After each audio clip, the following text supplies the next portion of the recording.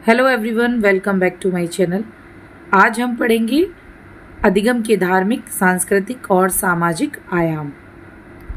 अधिगम केवल व्यक्तिगत ज्ञान की प्रक्रिया नहीं है, इसका धार्मिक, सांस्कृतिक और सामाजिक आयाम व्यक्ति को समग्र विकास की ओर ले जाता है।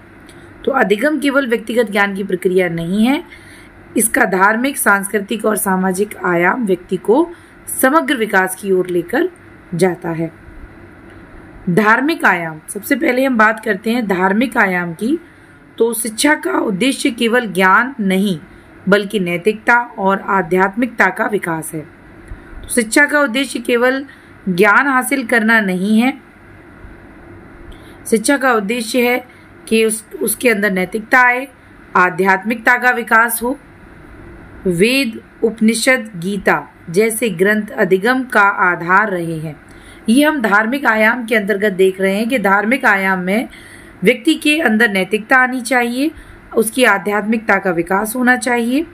और अधिगम का जो आधार रहे हैं वो है वेद, उपनिषद, गीता जैसे ग्रंथ। गुरुकुल प्रणाली में यज्ञ, जप, तप, संस्कार और अनुशासन पर बल दिया जाता था। धार्मिक शिक्षा से सत्य, अहिंसा, करुणा, त्याग और सेवा की भावना का विकास होता है। यही है अधिगम का धार्मिक आयाम।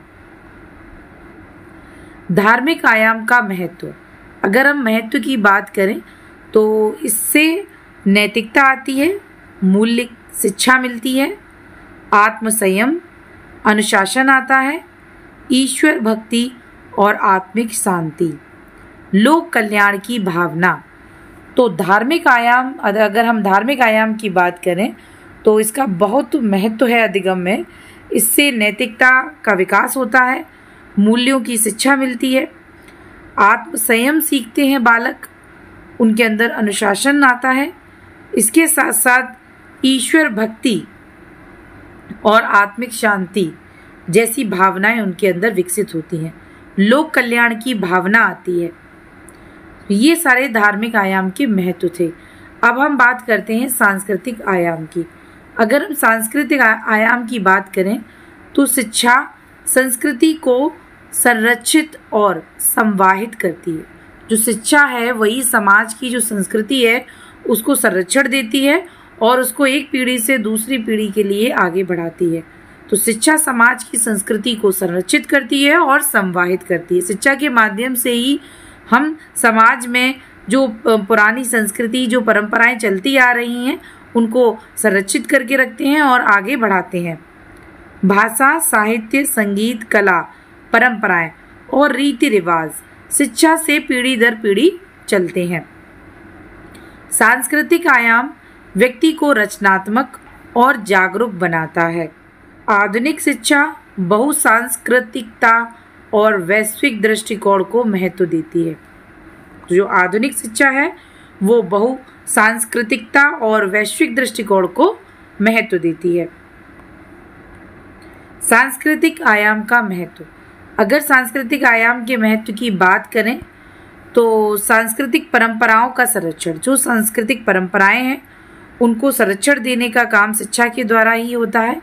समाज की पहचान और एकता, रचनात्मकता और नवाचार का विकास, विविधता का सम्मान और सहिष्णुता है। तो इस तरीके से ये सारे आपके सांस्कृतिक आयाम के महत्व हैं। सामाजिक आयाम, शिक्षा व्यक्ति और समाज दोनों के लिए उपयोगी है। अधिगम सहयोग, सहभागिता और सहिष्णुता सिखाता है। लोकतांत्रिक मूल्यों जैसे समानता, स्वतंत्रता, बंधुत्व और न्याय को बढ़ावा देता है।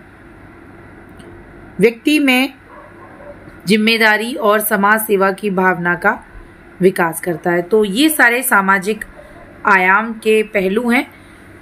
ये हमारे समाज के लिए शिक्षा की क्या भूमिका है, तो चाहे व्यक्ति हो चाहे समाज हो, दोनों के लिए ही शिक्षा महत्वपूर्ण है। और अधिगम से ही, शिक्षा के माध्यम से ही हमारे अंदर सहयोग की, सहभागिता की, सहिष्णुता की भावना का विकास होता है। लोकतांत्रिक मूल्य जैसे कि समानता, स्वतंत्रता, बंधुत्व और न्याय को बढ़ावा मिलता है। व्यक्ति में जिम्मेदारी और समाज सेवा की भावना का विकास होता है। सामाजिक आयाम का महत्व। सामाजिक आयाम के महत्व की अगर हम बात करें तो सहयोग और सह अस्तित्व की भावना का विकास करता है। सामाजिक जिम्मेदारी और नागरिक चेतना का विकास होता है। लोकतांत्रिक मूल्यों का विकास, सामाजिक समरसता और राष्ट्रीय एकता। तो इस तरीके से ये सारे सामाजिक आयाम के महत्व हैं।